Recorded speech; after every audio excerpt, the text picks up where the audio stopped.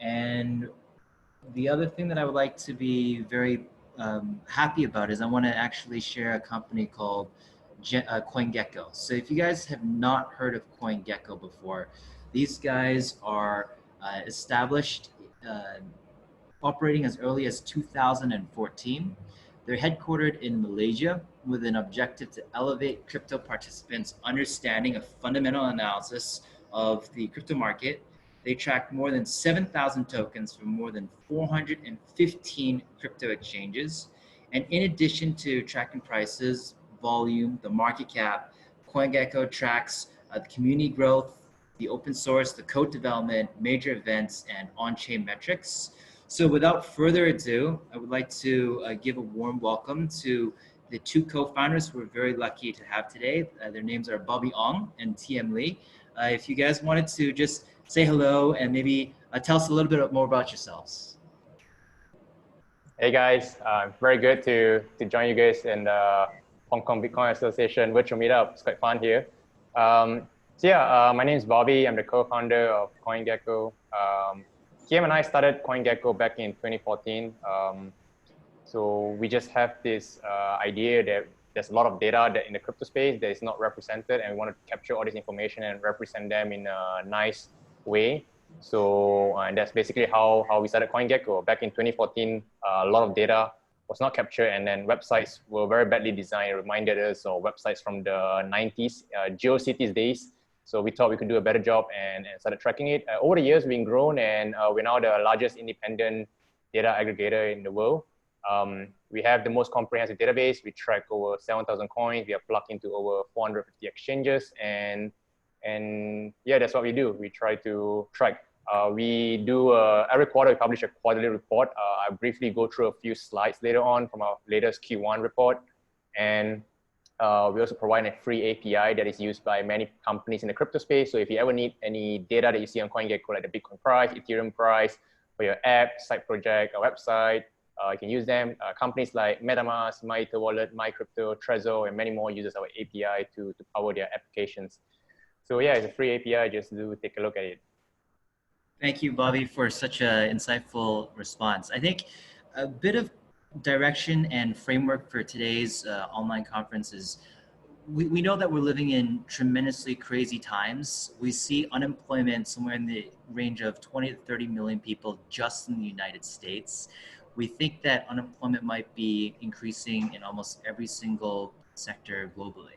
So I think if we can structure today's video conference along the lines of understanding the past, the present, and the future, along the lines of if there's so many people unemployed, is there any way that maybe we can get some inspiration on how did CoinGecko establish themselves, find their niche, and after almost 6 years of operating, is there any challenges or insights that you can share to somebody who is either coming to this space or trying to understand more about learning from the successes that you can? So this is the general framework I think that I'd personally be very interested to learn more about. And within this 45 minutes of just understanding more about the focus on inspiration, if anybody has any questions afterwards, I'm sure that this can be a Q&A that I can also ask you on behalf of the audience. But maybe we can start off with just the idea. How did you come up with this idea so early on, and how did you end up developing it over time? Before that, maybe I introduce myself a little bit. So myself is TM, one of the co-founders at CoinGecko as well, and it's very good to be here. Maybe I'll just touch base a little bit on that a little bit. So I think this goes back in 2013 when myself and Bobby, we first met. I think at that time it was kind of difficult to meet other like-minded people in the crypto space and the Bitcoin space. So you meet someone who talks about Bitcoin, you get really, really excited about it. And at the time, that the space was kind of small compared to what it is right now. And we thought like, okay, the first thing we identify is what are the missing elements in the industry, right? So at the time, there weren't any website that tracks the developer activity of a crypto project, right? There's a lot of forks of Bitcoin, and there's a lot of altcoins out there, and each of all these different altcoins have their own developer community and also their own community on Reddit, on the forum, and there's no web service that tracks the metric of all these different coins. Like how do you know which one is more effective than the other, which one has a better developer backing compared to the other? So that's how it kind of started. So we identified a niche that no one is probably looking at, and then we thought like this would be cool to have a product that other people will find it useful as well. And then we just spend like maybe 2-3 weeks hacking up a minimum viable project and launch it out in the open. At the start, we only have like maybe 10 coins, and then from there we just get feedback from users, from the community, and slowly expand from that onwards. Thanks for that introduction and the genesis of how you guys were able to come up with an idea. And I think coming up with an idea is one thing, and having it naturally grow into a successful business goes through many different phases. I think having an idea and going through that journey involves a really strong team.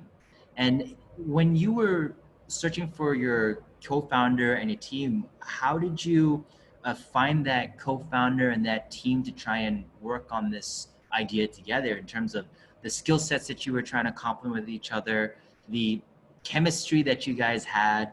How did you guys manage to go from idea to finding your first 10 coins, for example?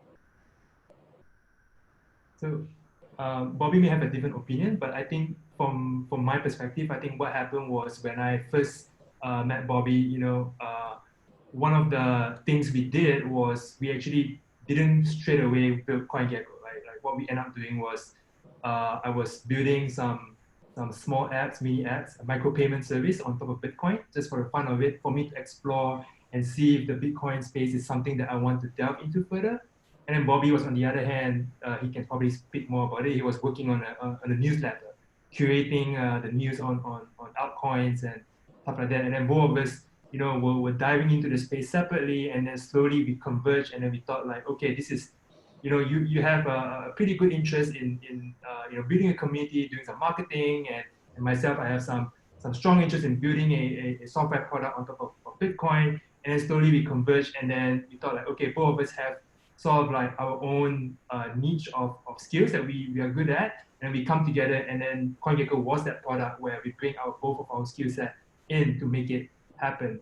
I think looking at some of the previous mistakes that I've done was, when you meet someone, you straight away jump into a project, you may not necessarily know if there is going to be a chemistry or the skills that you bring in is complementary. So it's always good to test things out as early as possible in a way that is less damaging to the long-term project or whatever you're working on, and then try to find that convergence points later on when it worked out. And in terms of, many of us today might be trying to get into crypto. We might be still trying to minimize our risks. Maybe some of us still have a job or recently became furloughed because of the COVID-19 situation.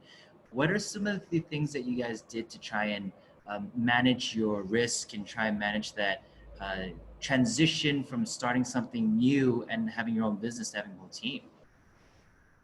Yeah, so I think a lot of people didn't know that, but CoinGecko, like TM and I, we ran CoinGecko, it was just the two of us for the longest period of time. We kind of ran it for up to late 2017. Yeah, we only hired our first employee in I think January 2018 or so. So for the first 3 years or so was basically the two of us, and for the first 2.5 years, we didn't even quit our jobs. We still kept our jobs, and that sort of kept the bills going. So it was only somewhere towards the middle of 2017 when things started growing really rapidly, and we saw like, hey, this is much larger than what we thought it was.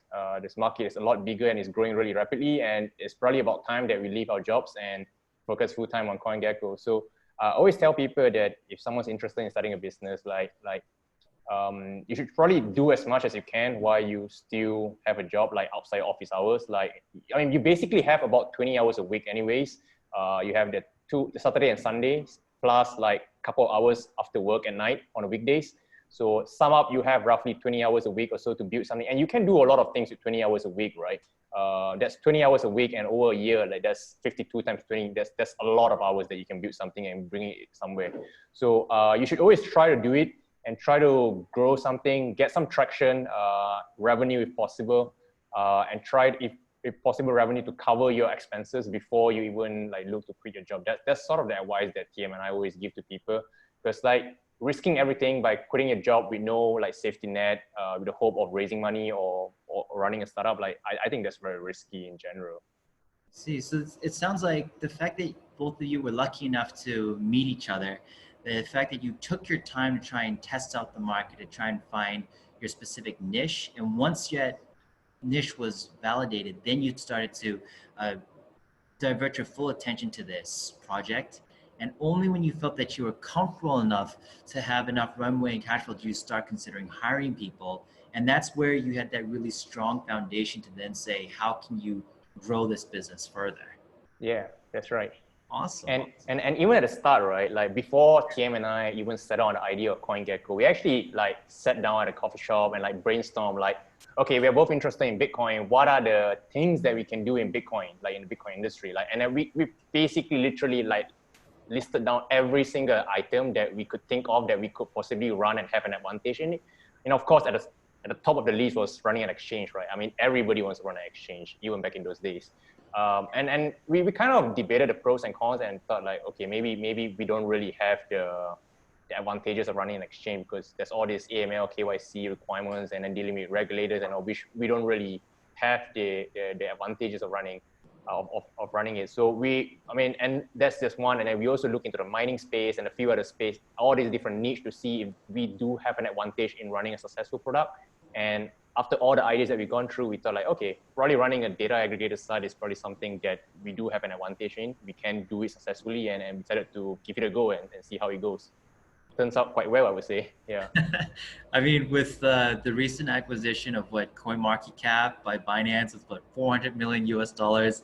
I think using that as a comparable metric of 400 million US, I think you guys are on track as potentially having a very high valuation as well.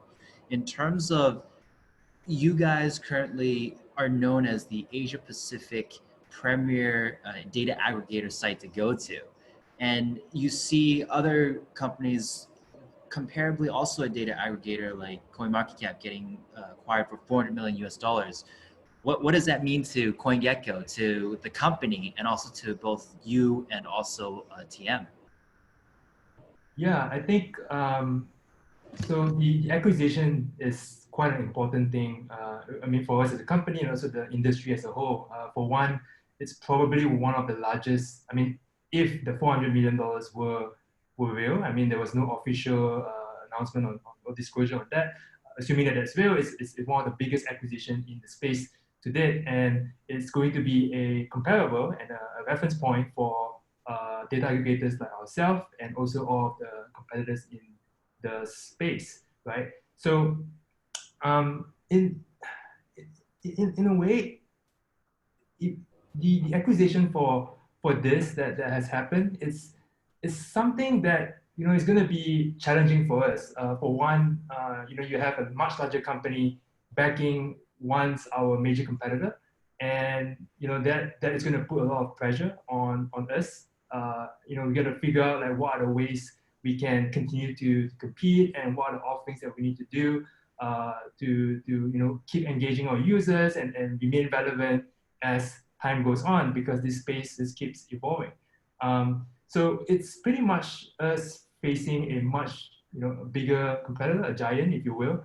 And I think it comes down to us ourselves needing to figure out what are the creative ways to grow given the current market condition. It's kind of scary with the acquisition that's happened, and also the kind of backing and the support that a much larger data aggregator would get from a much bigger company. We just really got to figure out ourselves on how to compete on the end. But it's certainly really, really exciting for us. I mean, this shows that there is sort of like a validation in the business that we are in, and it's something that we would definitely continue to double down and grow further as time goes by. Thank you for that. I think I'm very curious to learn more about how you overcome obstacles, because we know that if we look at the research, the typical company, if they manage to survive after 5 years, they're in the minority. And for somebody who could be just recently furloughed or looking for a change, and they want to be able to start something, but they look everywhere and they're saying, oh, there's all these giants out there, just like CoinGecko's experiencing CoinMarketCap. How do you overcome some of these financial competitors that are really big from a uh, financial perspective, resourcing perspective, and also on a more personal note, how do you go through the psychological pressures that one might feel as a co-founder? So I think we have been in this space for about maybe going to 5, 6 years already. And from our experience, having some financial advantage is definitely a good advantage to have. I mean, you can, if you have a war chest, you can pretty much throw that money onto any sort of problem at all.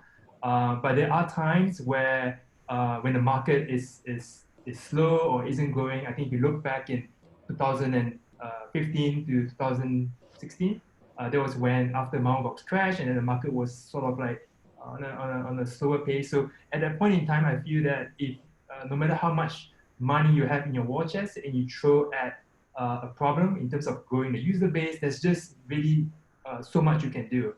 So same thing is here, right? So given the current market condition, like, is it true that you can just throw money to a certain problem and see results in a sustainable way? And number two, I think for us is the space is still growing. There's always new innovations coming in, like let's say for example like NFT or DeFi. That when you have a plan on how you want to attack a market and you have your budget preset to that, and then suddenly the industry just changed and shifted right to a different product. Everybody's focusing on a different niche or a different product within this industry. So I think the key thing is staying nimble and being able to adjust and follow what the industry is going ahead, rather than worrying too much about giants with like a lot of cash, if you will. It sounds like you're taking one of the advantages that because you're smaller, you're more conscious of how to allocate those resources. And because you're faster to move, you're able to perhaps capture any opportunities that are out there, especially when you're in a growing market space. Would that be a pretty good summary? Yeah, that's a pretty good summary. Awesome, awesome. I think that with the audience here today and the theme being on how to inspire people to maybe get into crypto or start their own businesses or even grow their businesses, as business owners yourselves, TM and Bobby, what are you looking for today and to grow your team, to grow your company, that maybe the audience can keep an eye out for you guys?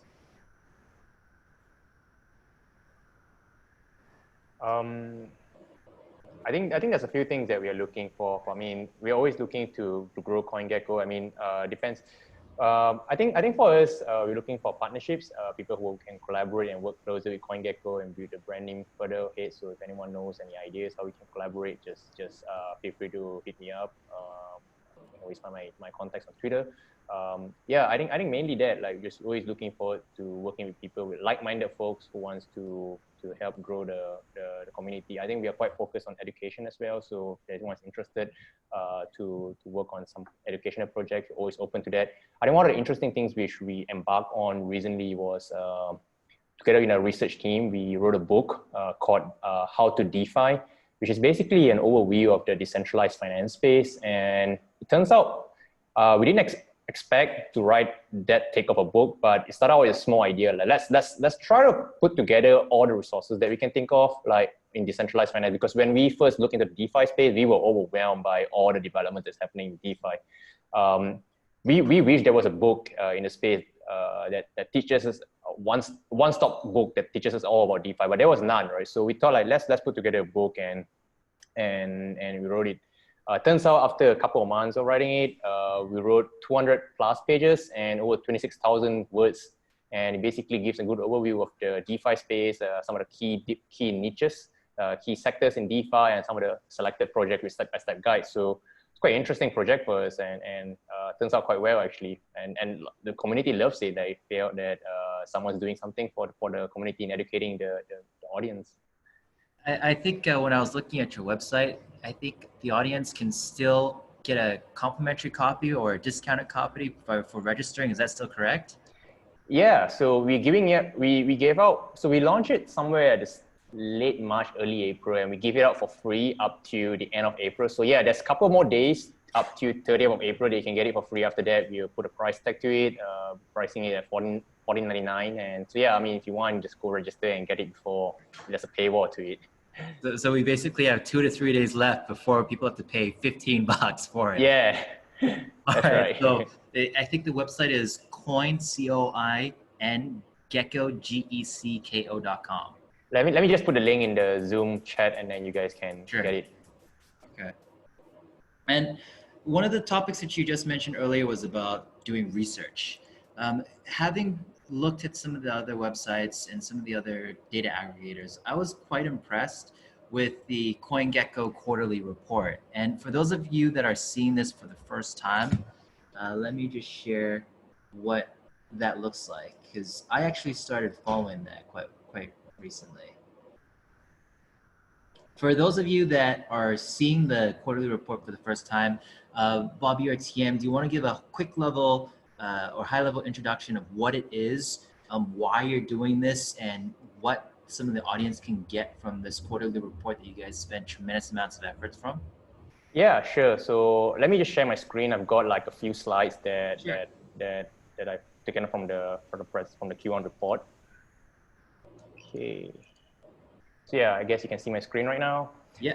So yeah, we started preparing these quarterly reports, I think since 2017 or so. So this is the 11th report that we produce.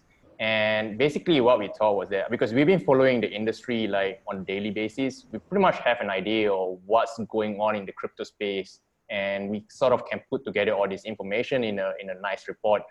And we thought that not everyone has the privilege of following crypto on a day-to-day basis like what we do. So we thought that it would be cool if someone who is not in crypto can just pick up a report, read it, and get an idea in one glance, everything that's happened in one quarter, and then quickly follow up with the understanding of things. So we started with the first report back in 2017. We put it out into the market. Everyone loves it. So like we thought, okay, this is something interesting and we should probably do more of this.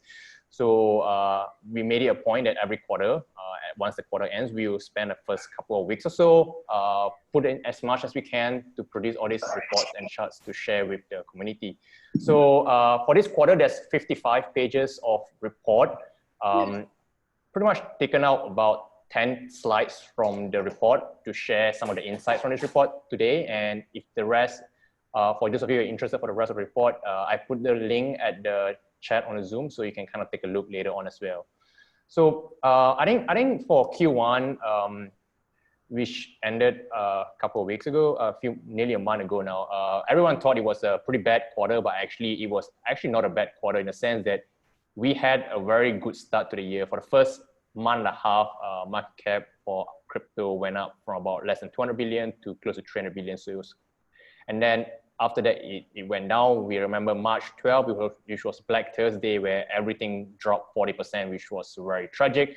And then it kind of closed where it started at. So it was down only 5%, which was quite marginal.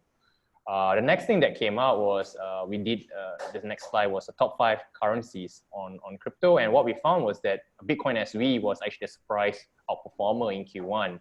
It had a huge, close to 350% increase in price at the start of the year, mainly because everyone thinks that Craig Wright has the private keys to Satoshi's Bitcoin and that he will sell Bitcoin and buy BSV, so pushing up BSV. Of course, by now we know that he couldn't produce the private keys in court, and it's just rumors, I would say. But everything else was kind of Bitcoin only, despite the 40% drop on Black Thursday, it only fell down 11%. What we saw was that the Bitcoin dominance actually decreased by 3.5%. And obviously, the big winner for dominance was actually Tether, the stable coin. And then we look at the top 30 coins overview. And We know Bitcoin SV was the biggest gainer. The second biggest gainer from Q1 was actually OKX OKB token. This was largely due to OKX launching OK Chain, the testnet, and also there was a huge announcement of burn of 700 million OKB, which has yet to be issued. So basically what happened in Q1 was that a lot of exchanges followed Fcoin, which is now a defunct exchange, in burning large amount of tokens to sort of boost their exchange token price. So OK did this and saw a 65% increase. And this is not surprising. For the biggest loser, this was Cosmos. Cosmos saw a 50% loss, and this was mainly due to the departure of its the co-founders Cheung and Zaki Manium. So one of the biggest risks for business owners is co-founders having an argument and splitting up, and that's usually the cause of startup failure. It's the biggest cause of startup failure is just co-founders arguing and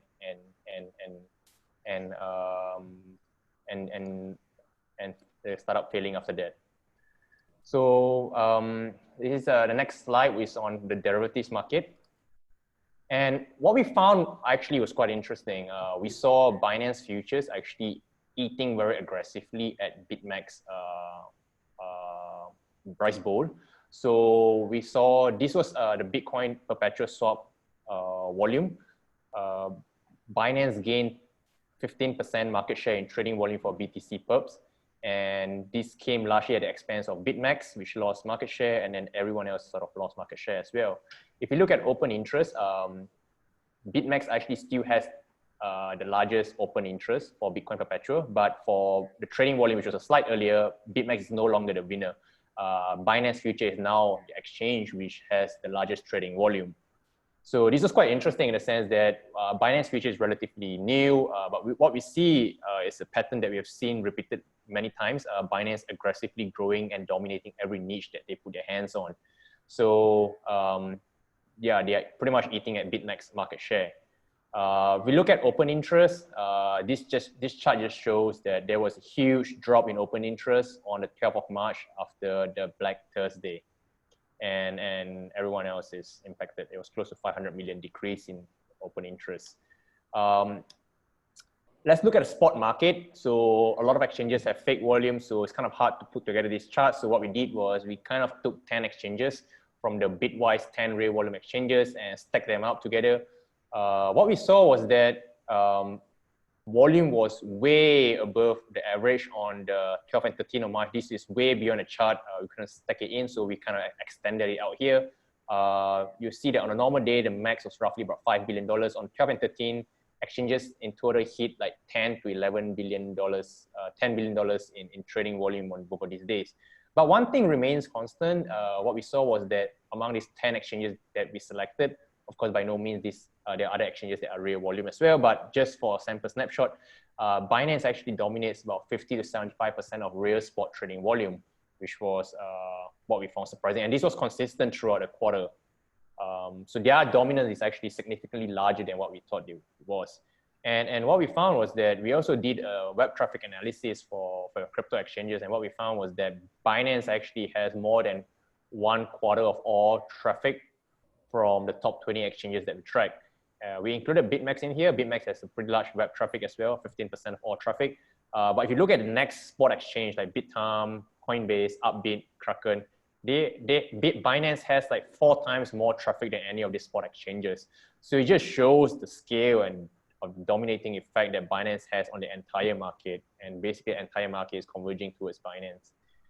There's one slide here that we look at, the crypto exchange tokens. It seems that they are weathering the market uncertainty relatively well. So of course, there's a huge drop on March 12, but if you look at the overall Q1 performance, like almost everything is green except for BNB.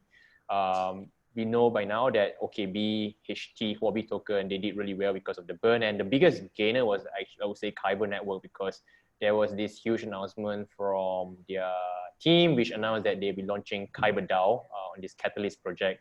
So a lot of people are interested in that story from Kyber, and there was a huge run up in price, close to 300% at one point in March before the downturn. So yeah, there was a short rundown of the report. It's about 10 slides. So the full report, you can get it here. There's a 55 slides report. So yeah, I'm just going to bore you guys with this presentation. Thank you for sharing that, Bobby and TM. I think that some of the data is clearly demonstrating that Binance is one of the up and coming #1 exchanges out there. But I feel that you guys have an even stronger pulse in the market. What do you think is, or what do you foresee in the next 3 to 6 months? Bitcoin's halving is coming next month. What do you think is going to happen? What are your insights that you can share? So there's a very good reason why Binance has ventured into derivative market because that's where the direction seems to be. They started doing it, I think, end of last year or early this year, I can't remember. But and then you start to see a lot of all the other exchanges doing similar things as well. And then when you look at some of the obscure exchange or some exchange other than the major ones, they started off by venturing the derivative market, and then they start launching all kinds of contracts. The contracts are not necessarily just Bitcoin or Ether, like it's a contract for an index of a basket of currency, or it could be a contract on a traditional market, for instance, or a contract or anything. So it does feel that in some way there's a chance that these exchanges will start offering contracts of traditional markets and commodities because of the fact that the crypto market itself it's not growing, right? But when halving comes, or if there's price actions coming in back again, then probably we'll see some growth in the crypto trading side, and that might put the exchange to focus back onto the crypto side of things. It just felt that there's a lot of exchanges are pressured to diversify their offerings to keep the market much more exciting. That's sort of the perspective that I'm seeing. See. Thanks for that insight, TM. How about you, Bobby? What do you think the next 3, 6, 12 months is going to look like? Yeah, so I think it's interesting. Like a lot of people were banking on Bitcoin halving, pushing the price up. What we got was Black Thursday instead, where price went down by half. But I think price has pretty much recovered from where it was on Black Thursday, and I think the next couple of weeks will be very interesting as halving comes along. It would have been a very interesting year if there was no coronavirus. Like usually during the New York blockchain week in consensus, there's usually a price bomb, and with the halving, there's like a nice narrative, but now everything's going to be on virtual. So not so sure how things will go, but some people may argue that the halving price effect has already been priced in, and the price run up actually happened last year when price went up to close to $14,000. And some people have shown research showing similar trends for Litecoin during its halving previously. And if you look at Bitcoin Cash and Bitcoin SV, there wasn't much price effect when the halving happened a couple of weeks ago. So one may argue that maybe Bitcoin's halving will be a non-event like in a couple of weeks' time. But we shall see. I'm sure there's a lot of interest everyone's observing. I think it will be a very interesting 2 weeks as we move towards the halving. The second interesting event that I'll be keeping my eyes on will be the Ethereum moving to ETH 2.0. So that's kind of like the main event that will be driving the price of Ethereum. So that's scheduled to happen sometime towards the end of the year. So I think a lot of people will be putting an eye on it and seeing how things will go if ETH 2.0 successfully launches and the staking happens. Like I think it'll be very bullish for Ethereum. So yeah, will be interesting to see how it goes. But for Bitcoin, the story is a bit kind of not so sure what's the narrative going to be after this halving. So like everyone's kind of very focused on the halving story up to mid-May. But what's going to happen after that? Like what's the next catalyst, right? Would it be like Lightning Network? Hopefully so, because I mean it's going to be hard to sustain the narrative otherwise. Yeah. I'm curious to also learn more, because in 2017 we saw a lot of ICO projects coming out of nowhere. Then it evolved into IEOs, and with your business having 7,000 tokens and maybe even more, who knows what the next 6 to 12 months is going to look like. But if we were to look at it from the perspective of how can the audience best prepare, or how can the audience even minimize their risk from all this volatility that's coming in, what type of insights are you able to share in terms of preparation, whether it's to capture the opportunities or to minimize the risk? I always tell people, if you want to have an exposure in crypto, like it's very hard to time the market. Like you can't tell when it's the lowest point and when it's the highest point. And whenever it's lower, it's the best time to buy, but fear is always there, like to put in. So the best way to get an exposure in the crypto space, if you haven't already have an exposure in the crypto market, is to probably dollar cost average your entry in. That way you sort of remove all emotions and then you sort of diligently buy Bitcoin or Ethereum or whatever coin that you think has the best potential on the first of the month, and do it regularly each month without failure. That's sort of the only way to sort of minimize your risk. Otherwise, if you sort of kind of buy based on anticipation that you will go up further, you're kind of speculating in the market, and you never know if the market's going to move with you or against you, and never overexpose yourself. Like crypto market is still a very risky market. So, I mean, depending on your risk appetite, you shouldn't put more than X percentage of your portfolio in crypto, and definitely don't use debt or leverage or loan to buy crypto, because only put money that you're willing to lose. So don't go putting 100x leverage on Binance or BitMEX or any of these exchanges unless if you know what you're doing, right? Exactly. In terms of your perspectives on people that are not yet in crypto, but all of a sudden could be excited or trying to get into this space, because we see how the Fed is printing out $6 trillion. People are all wondering, oh, there's going to be inflation going on. And they see crypto as a path or a gateway to maybe diversify their risks. What insights can you share using your research or your data that says Bitcoin is an option? They've got over 60% dominance, but there's also these other cryptos that are worthwhile to consider, but be mindful it's very high risk. But here are maybe the top 3 things that you should consider when you're looking at projects or things to minimize your risk. Yeah, so it's definitely not financial advice, but I think you can look at it in a few ways, right? So the first one is, so the current crypto market is sort of dictated by Bitcoin. So when Bitcoin moves, the entire market moves positively, and Bitcoin goes down, the rest moves down with it. So it kind of views that Bitcoin is like the blue chip, right? So it takes the market, it's the market itself. So that is definitely one thing to look at, right? The second one is which cryptocurrency survive the test of time, has the best network effect, has the mind share, attract the mind share of the community in the developer side or market side of things. So you want to look out for that. And one of the candidates feels that Ethereum has the mind share. It has both mind share of the developer side and also the market participant side. And these are all pull factor. Like people generally gravitate to the Ethereum platform to build apps, to build dApps, to enrich the ecosystem. Whereas some projects have to, either hand out incentive to bring people into the space. So those are momentum that you can ride on. And so these are the things that maybe you could look at as well in terms of finding the ones. Of course, if you are in the space to look to make a quick return and stuff like that, then it's not, there's not something that you want to, because you may end up going the other way and you lose everything. So it's always best to be prudent, only invest money that you are comfortable losing, and then take it like step at a time. I think when I started getting into this space, I only bought like very, very small amount, because this is something that I'm really scared and I'm not really sure where it's going to hit on. But then the upside can be pretty big, right? If you think that crypto is still in its early days. So it's a very risky space, so always manage your downside risk. And yeah. As a data aggregator platform, is there something in terms of the data that you think is one of the top 3 things that you should be looking at? Because data, we know, is the new digital asset. It's very important, but when you look at what data scientists are producing or researching, sometimes you have conflicting insights.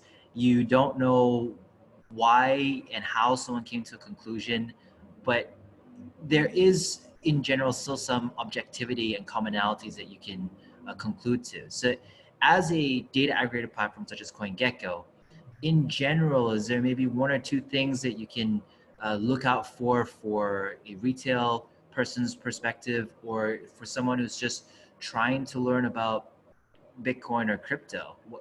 What are the important metrics or data aggregators you can help a layperson identify?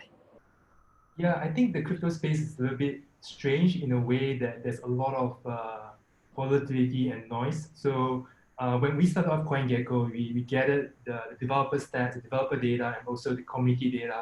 And we work with a few universities in Singapore, Germany, Canada, and these are researchers, they're interested in statistics and quant finance. And we were doing this, research work together where we provide the data to them and then try to see if there's any sort of pattern or correlation with the developer data and community data with the price of the cryptocurrency.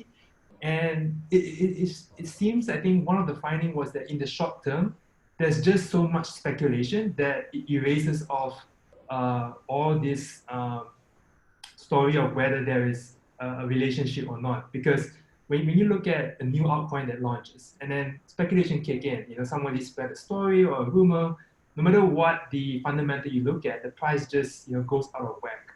But if you look at it in the long term, and I think the problem right now is that Bitcoin has been around for close to 10 years, and the other tokens, the other coin has been like maybe 6 years or less. Maybe the history isn't long enough for us to use this data to figure out if there is a close relationship with the fundamentals or not. Because the market is just so volatile that it's very hard to draw the comparison. But then what you could do is you could use this, like on-chain or developer activity or community activity to sort of see if the coin will survive the test of time in the long term. Long term wise, it could be more than 10 years, 15 years, or 20 years, right? Because this space is so young and so volatile, it's very hard to see that correlation as of now. Awesome. Thank you for that input, TM. In terms of, sorry, maybe Bobby might also have something to wanted to add on to that as well before I. No, okay, great. In terms of data, I think I saw that you can integrate your API or you can integrate into your platform work. For some of us who might be a little bit more technical, but also being conscious that many of us might not be as technical, how do you think we can maybe draw more from the data that's currently available from CoinGecko? Yeah, it's pretty straightforward. So if you visit our site at coingecko.com/API, you can just consume, I think we have more than 22, 25 different endpoints. So you can get like derivative data from the derivative exchange, you can get spot exchange data at a ticker level, you can get the historical price, and we also have those GitHub stats, those Reddit stats. So pretty much really straightforward. There's no keys required at this point in time. And we would love to continue providing the data for free to as many people as possible, because as more people use this data to build stuff, we think the ecosystem can continue to grow further. So it's really, really straightforward. Like if you know how to code in Python or even using some Excel or spreadsheet, you could generally consume some of this data.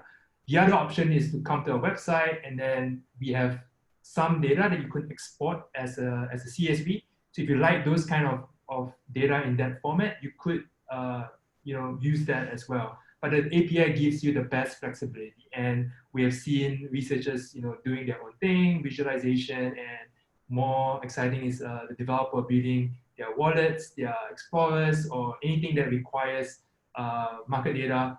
You could integrate that quite easily. Awesome. Thank you for that input. I know that we're coming close to the timeline regarding the Q&A session is right up next. If I can maybe ask one more question in terms of if CoinGecko is able to ask for anything that you want, you've got about 13 participants here that might be your other eyes and ears. They might know more people that can also connect with you.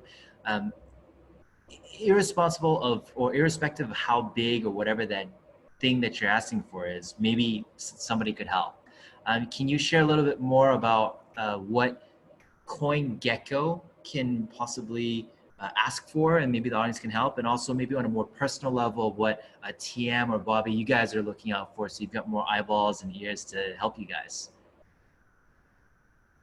Yeah, I guess I'll start first. I think basically we just want to continue to grow as a data aggregator in the space. So if there's anything new that you think will be of interest to the crypto users, we want to bring that to the community, right? So for instance, like NFT, DeFi, all these new niches that exist in the blockchain space. We work with some of these companies. We wrote a book. We really want to educate the industry about this space. So yeah, I think at the end, we just want more people to grow and upskill themselves. At the same time, maybe spillover effect is hopefully those ideas or this inspiration comes from CoinGecko, which we really appreciate. Thank you. Yeah, I just add I mean, the only ask is just use CoinGecko, take a look at our website, take a look at the reports and the content that we produce. If you see anything that we can improve on, just drop us a line on our Telegram at CoinGecko, or just drop me a message directly on Twitter. We're always looking for feedback on how we can improve the website, trying to make it a better experience. At the end of the day, we're all here together because the crypto industry is still a really small industry, and we all have to do our part to sort of improve and expand the industry. We need to get more people to come into the industry, because if we don't get more people coming to the industry, we just be a small industry for years to come. So the only way for all of us to do well in the future is for us to expand the industry as a whole. So yeah, let me know. We're always trying to find ways to improve CoinGecko, and yeah. Thank you so much, TM and Bobby. On behalf of just my questions, I think I've exhausted my time, but I've also had some questions that I've compiled together from the Bitcoin Association community. I think one of them was on how to better manage their business, because given the COVID-19 situation and they're trying to work with a remote team, how and what is CoinGecko doing to try and work through this very unique situation right now? Yeah, so I think we were structured relatively well before the COVID-19 situation. So we have an office in KL, Malaysia. We work on a semi-remote basis before the virus. We are all on fully remote basis right now. So we have, I think, a couple of things to ensure distributed or remote working goes well is to have a good communication tool and a good project management tool. So for us, we use Slack for communications and Basecamp for project management. I think there is a benefit in having the synchronous and asynchronous communication, because if everything is just on Slack, you just get bombarded with too many messages and it's just kind of hard to stay up to date. So a good project management tool will be useful in tracking deliverables and all things that does not require super urgent attention. Yeah, I think the COVID-19 situation has kind of changed a lot of things. What we did was when the lockdown was announced here in Malaysia, because we were sort of prepared with all this thing, what we just told our guy was that, okay, now we're all fully remote. We just have to work from home and manage our communications well. So we had a town hall where we sort of shared information on the situation. So when the S&P 500 kind of had this bad dump, we shared the situation with our employees that things may not be the same. So far, we are still okay, but we don't know if the situation will worsen in the crypto space. And we just told everybody to be prepared. And especially for work from home situation, we also tell everyone to be mindful of communications, because verbal communications written communication on text, on Slack, on Basecamp, you sometimes miss out a lot of cues, verbal cues. So like, because talking face to face is different, you get to see like some of the facial expression, but on written form, like, and some people may not have English as their main language, right? So they may not write as well. So don't take it too personally if you feel that the messages that someone wrote is maybe a bit offensive, because they may not intend that to be the case, but it may just sound like it because English is not their first language.